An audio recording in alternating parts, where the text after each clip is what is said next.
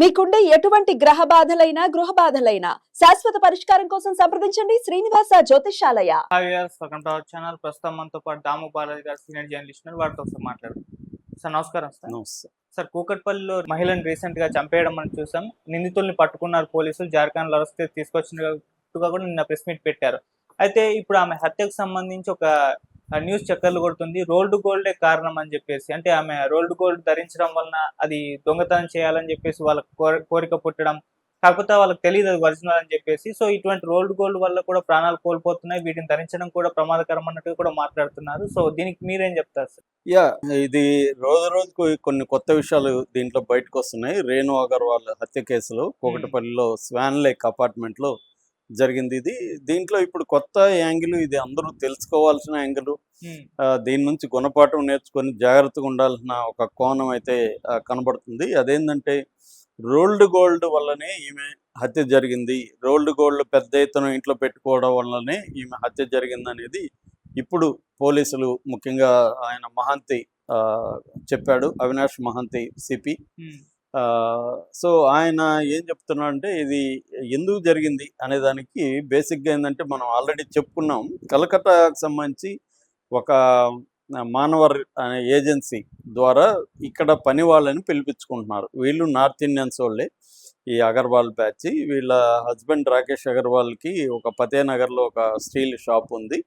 కొడుకు శుభం అబ్బాయి పేరు. వాళ్ళిద్దరు కలిసి షాప్కి వెళ్ళడం, కూతురు వేరే రాష్ట్రాల్లో చదువుకుంటుంది.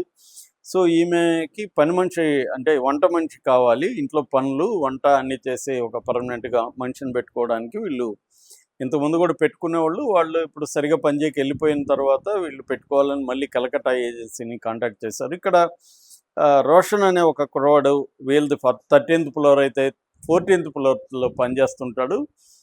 అతను కూడా ఈ ఏజెన్సీ ద్వారా వచ్చాడు. అతను ఒకరిని రికమెండ్ చేశాడు. అక్కడ హర్ష అని జార్ఖండ్లో ఉంటాడు, ఆ జార్ఖండ్ హర్షద్ పంపించండి అన్నారు. సరే, ఈ అబ్బాయి కూడా చెప్తున్నాడు, ఈ అబ్బాయి 9 ఏళ్ళుగా ఇక్కడ పనిచేస్తున్నాడు కాబట్టి వీళ్ళు కూడా ఈ అబ్బాయి చెప్పిన అతన్ని పంపించమని ఆ ఏజెన్సీని అడిగారు. ఏజెన్సీ వాళ్ళు పంపించారు. 15,000కి మాట్లాడుకొని ఈ అబ్బాయిని పని చేయించుకున్నారు. 10 రోజులుగా ఈ అబ్బాయి చాలా బాగా చేస్తున్నాడు, హర్ష అనే అబ్బాయి. సో వాళ్ళు అనుకున్నారు కూడా, ఇంతకుముందు వాళ్ళ కంటే ఈ అబ్బాయి అమ్మ అంటే తిరుగుతూ అనుకుగా ఉన్నాడు, బాత్రూమ్లు బాగా క్లీన్ చేస్తున్నాడు, ఇంట్లో అన్ని పనులు చేస్తున్నాడు, వంట కూడా బాగా చేస్తున్నాడు అని అనుకున్నారు. అబ్బాయి బయట కూడా ఏదన్నా పనులు ఉంటే ఈమె స్కూటర్ తీసుకెళ్ళి బయట కూడా పనులు చేసుకుంటున్నాడు. అట్లాగే అబ్బాయికి ఇక్కడ ఒక ఫ్రెండ్స్ సర్కిల్ కూడా ఉంది. అంటే ఈ రోషన్ ఉన్నాడు, రోషనే కాకుండా వివిధ చోట్ల పనిచేసే వాళ్ళు కూడా ఫ్రెండ్స్. ఒకే ఏజెన్సీ నుంచి రావడం, ఒకే ఏరియా నుంచి రావడం, వీళ్ళు మధ్యలో కలవడం, బార్లకి వెళ్ళి మందు కొట్టడం, ఇలాగా వీళ్ళు ఒక నెట్వర్క్ కూడా ఉన్నట్టుగా మనకు అర్థమవుతుంది. సో వీళ్ళు ఏం చేశారంటే, ఎన్ని రోజులు బాత్రూమ్లు లెట్రిన్లు క్లీన్ చేస్తాను, కొత్తగా వచ్చినోడే పాతగా ఉన్న రోషన్ని కూడా రెచ్చగొట్టాడని చెప్తున్నారు. ఎందుకంటే రోషన్కి ఇక్కడ క్రిమినల్ బ్యాక్గ్రౌండ్ లేదు, 9 ఏళ్ళుగా బుద్ధిగా పనిచేస్తున్నాడు. ఈ కొత్తగా వచ్చిన వాడికి ఆల్రెడీ క్రిమినల్ కేసులు ఉన్నాయి, క్రిమినల్ బ్యాక్గ్రౌండ్ ఉంది. అది ఏజెన్సీ తప్పు. నిజానికి ఏజెన్సీ వాళ్ళు బ్యాక్గ్రౌండ్ చెక్ చేసుకొని లోకల్ పోలీస్ స్టేషన్లో క్లియరెన్స్ తీసుకురమ్మని ఇవన్నీ చేయాలి. అది చేయలేదు. వీళ్ళన్నా అడగాలి. వీళ్ళు మామూలుగా మనం అడగం కదా. పని మనిషికి మన ఇంట్లో ఇప్పుడు ఎవడో పని మనిషి పెట్టుకుంటారు, డ్రైవర్ని పెట్టుకుంటారు, వీళ్ళు బ్యాక్గ్రౌండ్ చెక్ ఉందా లేదా, పోలీస్ స్టేషన్లో సర్టిఫికేట్ తీసుకురా అని ఎవరు అడుగుతారు? ఎవరు అడగరు. ఎవరు రెఫరెన్స్ ఇస్తారు, పలానా అతను చెప్పాడని పెట్టుకుంటాం. క్రైమ్ జరిగే వరకు తెలియదు కదా. అలాగే ఇతను కూడా పెట్టుకున్నాడు. కానీ ఇతనికి ఏంటంటే డే 1 నుంచే కన్ను ఎక్కడ ఉందంటే నగల మీద, వీటి మీద. ఇవన్నీ క్లీన్ చేస్తాడు, తుడుస్తాడు కదా.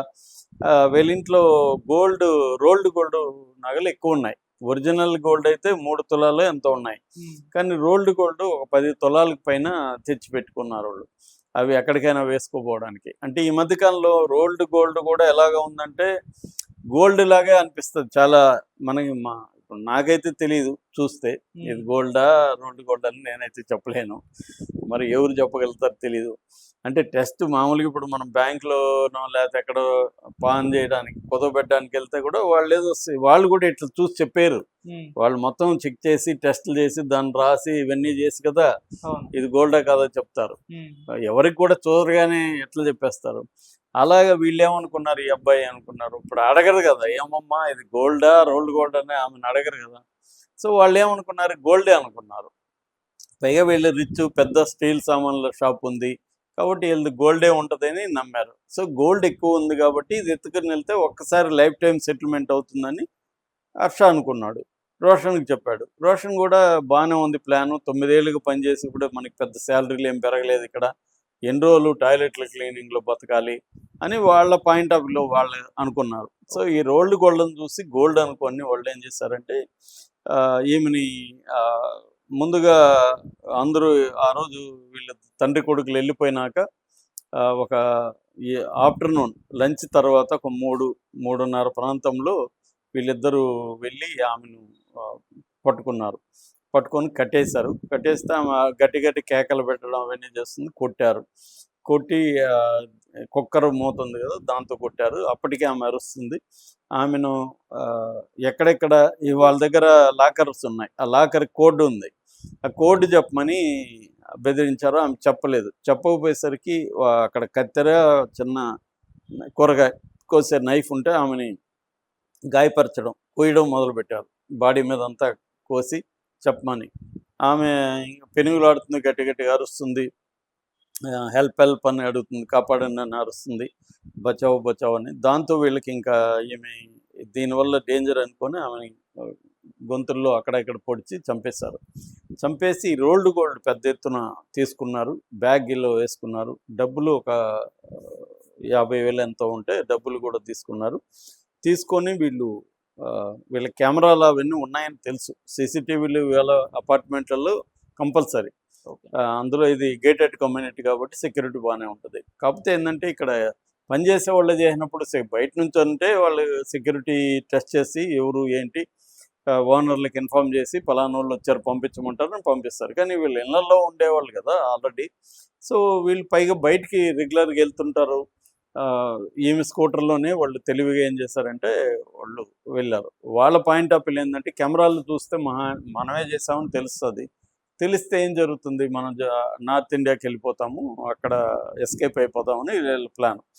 దాంతో వీళ్ళు బయటకు వచ్చి హబీజ్పేట వద్ద క్యాబ్ తీసుకొని సికింద్రాబాద్కి క్యాబ్ మాట్లాడుకున్నారు. వీళ్ళకి హైదరాబాద్ సరిగా తెలియదు.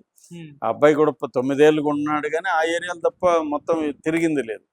అందుకని సికింద్రాబాద్కి వెళ్ళి అక్కడ నుంచి ట్రైన్లో వెళ్దాం అనేది వీళ్ళ ప్లాన్. సో సికింద్రాబాద్ క్యాబ్కి వెళ్తే అక్కడ ఎందుకు పోలీసు ఎక్కువ ఉన్నారు. దాంతో ఇది వద్దులే అని చెప్పి ఇంకా డైరెక్ట్గా డబ్బులు లేవు వీళ్ళ దగ్గర. అంటే 50,000 ఉంది కానీ అది సరిపోవట్లేదు వీళ్ళకి. దాంతో మళ్ళీ వాళ్ళ అక్కడ బంధువుల దగ్గర మాట్లాడుకొని డబ్బులు వేయించుకొని ఆన్లైన్ పేమెంట్కి, అంటే వీళ్ళ దగ్గర క్యాష్ ఉంది, సో ఆన్లైన్ పేమెంట్లో చేద్దామని చెప్పి ఆన్లైన్ పేమెంట్ వేసుకొని అక్కడ నుంచి 25,000 వేయించుకొని ఆన్లైన్ పేమెంట్ చేసుకుని దీనికి 25,000కి మాట్లాడుకున్నారు క్యాబ్ రాంచీకి, జార్ఖండ్లో.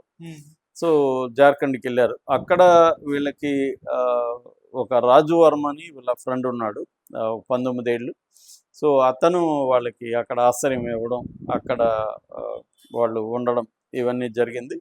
ఇక్కడ నుంచి ఏంటంటే పోలీసులు కొన్ని విషయాలు బయటికి చెప్పట్లేదు కానీ క్యాబ్ డ్రైవర్ చెప్పాడు అనేది. ఎందుకంటే అతను ఇన్స్టాలో చూసి వీడియోలు చూసి, ఈ వీడియోలో వీళ్ళిద్దరు ముఖాలు ఉన్నాయి క్లియర్గా సీసీటీవీలో, అది చూసి అతను ఇన్ఫామ్ చేశాడని చెప్తున్నారు. సో మొత్తానికి అలాగా వాళ్ళని 5 బృందాలు ఏర్పాటు చేసి పట్టుకోగలిగారు. రాంచీ నుంచి తీసుకొచ్చారు. వాళ్ళు కూడా మేము ఇదంతా గోల్డ్ అనుకునే మేము చేసామని చెప్పారు. మొత్తంగా 7 తులాల బంగారుని సీజ్ చేశారు. ఒక ₹1,00,000 డబ్బులు అని చెప్తున్నారు. గడియారాలు ఇవన్నీ కూడా చేశారు. కోడ్ దొరకపోవడం వల్ల లోపల ఉన్న గోల్డ్ కానీ అది తీసుకెళ్ళలేకపోయారని చెప్తున్నారు. అంటే ఓవరాల్గా ఇక్కడ గుణపాఠం ఏంటంటే మనం అనుకుంటాం రోల్డ్ గోల్డ్ అని, దొంగలకి తెలియదు కదా. దొంగ అన్నాడు మన మీద ఉన్నది గోల్డే అనుకొని వాడు అటాక్ చేసినాక వాడు ఇప్పుడు అమ్మడానికి పోయినప్పుడు కదా అది రోల్డ్ గోల్డ్ తెలిసేది. కాబట్టి ఏంటంటే చాలామంది స్త్రీలు ముఖ్యంగా వీళ్ళకి ఏంటంటే ఇవాళ బంగారు వేసుకోవడం పెరిగిపోయి మన ఏ గోల్డ్ షాపుకి పోయినా కిక్కిరిస్తుంటారు జనాలు. గోల్డ్ ఒక పక్క బీభత్సంగా పెరుగుతున్నా కూడా కొనేవాళ్ళు ఏం తగ్గట్లేదు. సో అందుకని జాగ్రత్తగా ఉండాలి. నేను చాలామంది కొనలేని వాళ్ళు రోల్డ్ గోల్డ్లో చేస్తారు. రోల్డ్ గోల్డ్ కూడా బాగా ఈ మధ్య పెరుగుతుంది డిమాండ్, అది క్వాలిటీ కూడా బాగా వస్తుంది. అందుకని ఏంటంటే రోల్డ్ గోల్డ్ అయినా మీ జనాలకి ప్రదర్శన చేయడం, ఇళ్ళల్లో బయటకి పని మనుషులు కనబడేటివి పెట్టుకోవడం, ఇది డేంజర్. ఎక్కువగా ఈ మధ్య నార్త్ ఇండియన్స్ వస్తున్నారు. వీళ్ళకి ధైర్యం ఏమంటే ఇక్కడ నుంచి దొంగిలించుకొని పారిపోతే ఎవడేం చేస్తాడో అన్న ఒక ధైర్యం ఎక్కువ ఉంటుంది వాళ్ళకి. ఆ మధ్య కూడా మా ఫ్రెండ్ ఇంట్లో కూడా 8 లక్షలు దొంగిలించారు. వాళ్ళ దగ్గర నుంచి రికవరీ చేయించలేకపోయారు పోలీసులు. ఇతనికి మంచి రికమెండేషన్ పెద్ద పెద్ద ఆఫీసర్లు అని తెలుసు, అయినా కూడా చేయించలేకపోయారు వాళ్ళ దగ్గర. సో అందువల్ల ఏంటంటే ఇంట్లో వాళ్ళే జాగ్రత్తగా ఉండాలి. ఒకటి పని మనుషుల బ్యాక్గ్రౌండ్ చెకింగ్ చూసుకోవాలి. అపార్ట్మెంట్లు కూడా అఫీషియల్గా కూడా ఇట్లాంటి ఏజెన్సీలు ఉన్నప్పుడు వాళ్ళకి చెప్పాలి. రెండోది రోల్డ్ గోల్డ్ కూడా ఇళ్ళల్లో వాళ్ళకి తెలిసేట్టుగా పెట్టుకోకూడదు. వాళ్ళకి తెలియదు పని మనుషులకి ఇది రోల్డ్ గోల్డా అని తెలియదు కదా. సో అందువల్ల ఈ డేంజర్. ఒకవేళ మనం రోల్డ్ గోల్డ్ అని చెప్పినా వాళ్ళు నమ్మరు, మన కోసం వీళ్ళు కావాలని చెప్తున్నారేమో, వీళ్ళు రిచ్ కదా అనుకుంటారు.